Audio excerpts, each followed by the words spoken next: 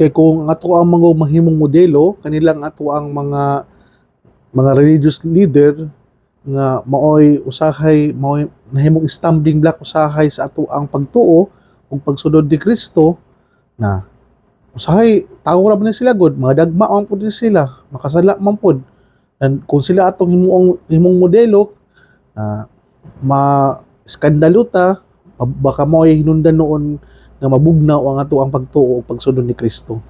Ngano ako man nang giingon sa inyo mga igsoon gud ni Kristo.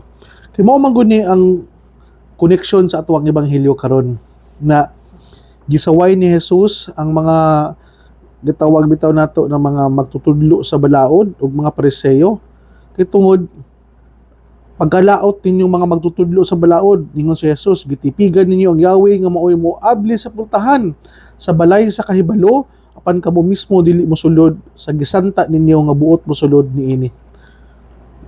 Nabitawng moingon kita nga kita mga Katoliko, kita mga lagad sa simbahan dili ba sila usahay no nga ipakisigarbo gyud kay nato nga kita mga na lumilihok gyud sa simbahan. Masagdaan ka nato na mukaingon sila nga kita di ay nahimong testimonya ato ang kinabuhi, nahimong living witness ato ang kinabuhi, dili tungod kay gisulti nato ang ato ang tinuan, kundi pasagdaan nato na ang ato ang buhat mo'y mustorya ngadto sa uban. Ngano ako man nasulti sa inyo mga igsoon ko ni Kristo. Kana bitawng moadto ko sa mga lugar nga walay nakailan ako nga pari. Ano bitaw nindot kay paminawon bitaw na you gain respect and you gain nga gitahod ka, gitagaan ka og pagtagad dili tungod kay pari lang ka. Kundi ang respeto na imuhang na tagamtam og na kuha kundi nakita nila nga you deserve this respect from them na ay imong pakipaghalubilo, ay imong pagtagad kanila, ang imong pagpaginabuhi uban kanila na gitagaan kanila og pagtahod ug paghigugma tungod sa imong pagkamaayong tao. Ano ako man nasulti sa inyo maigsoon ko ni Kristo. Bago ko na ordinahan sa pagadiakono, 1 year ko na assign sa Tawi-Tawi. Out of 5% nga Katoliko dito kami lang ako uban ang ato ang school director nga Oblates Mary Immaculate OMI then pipila ka mga ginagmay lang ng mga Christian community kabulo mo bisan pa og 95% nga na mga Muslim o mga igsoon natong mga gitawag sinama na feel good na ako nga dako ang ilang pagtahod kanato. Dili tungod kay mga VIP ta didto. Dili tungod kay kami mga mo'y tag-iya sa eskwelahan ng mga OMI ato ang mga Katoliko kundi nakuha na to ang respeto sa atong mga igsuong mga sinama o mga Muslim tungod kay we learn to dine with them, we learn to live with them in harmonious way nga kung naay kasal gani nila mutambong man mi kung naay mga ritual practices nila mga isip mga Muslim mo saksi pud mi kung naa sila yung mga gitawag bitaw nila o kanang mga diwata kanan basta kanang mga unsa pud ang ilahang mga kultura o tradisyon o kanang ilahang mga pagpakinabuhi amo man girespeto mao na kung kita pod magpatukar gabi ka na bitawng kada bitawng kuan simbang gabi na kanta dayon kusog man jud kay na padunggan gyud na sa tibuok village kay kuan biya isla biya girespeto pod nila nga kanang kantaha mo na wake up call sa mga pipila ka mga Katoliko nga mangmata o mutambong sa maong simbang gabi mas mo bitaw makita bitaw nato ta mga igsuon nga wala na mo gi-impose ang pagkakatoliko na ma-convert sila kay nang eskwela biya sila sa Notre Dame school nga ang tag-iya mga Katoliko. No. Ang bag-ong pakipaghalubilo di karon sa ato ang mga igsuon is no longer to na i-impose nimo ang imong pagkakatoliko. No longer na imuha jong ipugos nimo nga mao ni ang imong tinuan, kundi nga ipakita lang nimo nga ikaw ni respeto kanila, ikaw nagtahod pud sila customary og kanang tinuan og silang pagpanginabuhi samot na sa ilahang mga tradisyon. Ikaw pod you gain respect because you are a respectful person. Kana bitawng usahay na ay mga tao nga makaingon bitaw nga ay pari day ni. Not because gisulti nimo. Makaingon sila nga pari ka tungod the way you speak, the way you act, the way you behave.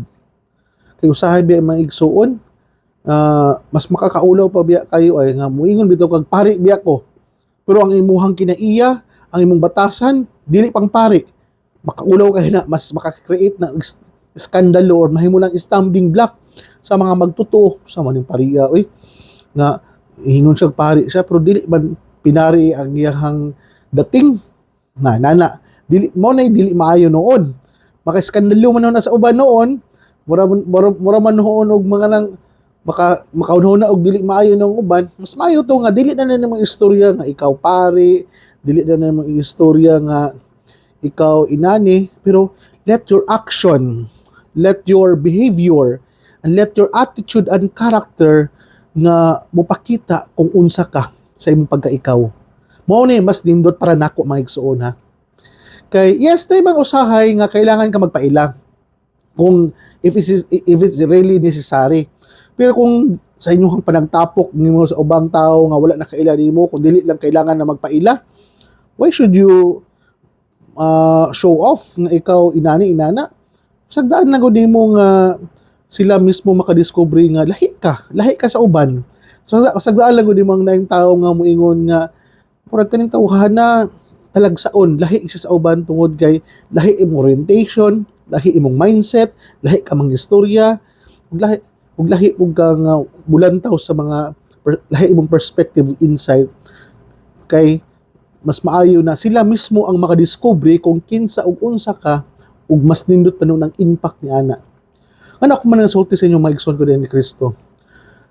Tung sa Manila pa ko, na ako'y kanang wala bitong permintin ako ginapalitan o kanang mga tubig. Yan itong gamay ra gud siya nga tindahan. Kay bisan pa man o kanang nagsakay ko sa sakinan, nga bitong munaog ko then nahimo na ako nahimo ko niyang regular customer. Antod nangutan na siya nako na, "Sir, taga-asa di ka? Permintin ra ka makitaan nga maglabay di ka diri." Kanang buta na po nimo isa dili pang pinambog ha. Buta na nimo kay bitawng mura bitaw na feel niya nga lahi daw ko sa uban niya mga customer. So dadto na ko nagpaila niya nga pare day ko na anang simbahana kanang simba pud mo na ha.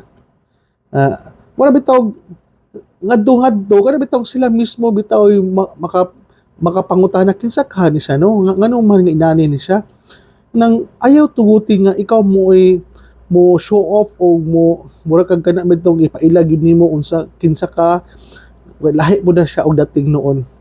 So simple lang ko ang hinumdum karong adlaw mga igsoon ko na ni Kristo nga dinhi sa tuang convention ginamo karon wala man ko nagsuot og clerical nagpolo ra man ko pero kana bitawng dawita makipagdeal sa tuang mga kauban nga wala kay to nga pari nang mo hatag kita og respeto sa mga taxi driver, sa mga security guards o sa tanang mga tao na kasalamuhan nato na kung kinsa og unsa ta sa ato ang daladala na pagkakita.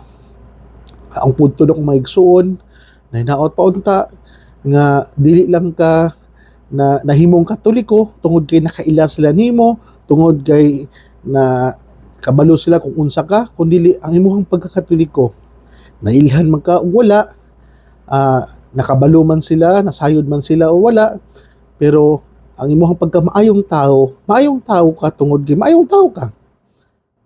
Anana lang. So naot paunta nga sa ato ang pagpadayon ni ini atong pagkinabuhi aning kalibutana ni na mayong nahimo kitang mayong himplo ngadto sa uban, dili tungod kay gi-expect nila nga kita mahimong maayong tao ngadto kanila tungod kay sa ato ang mga titulo.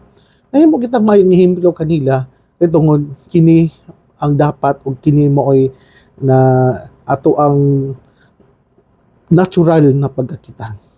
Hana lang maigsoon. So sa dili pa nako tapuson ni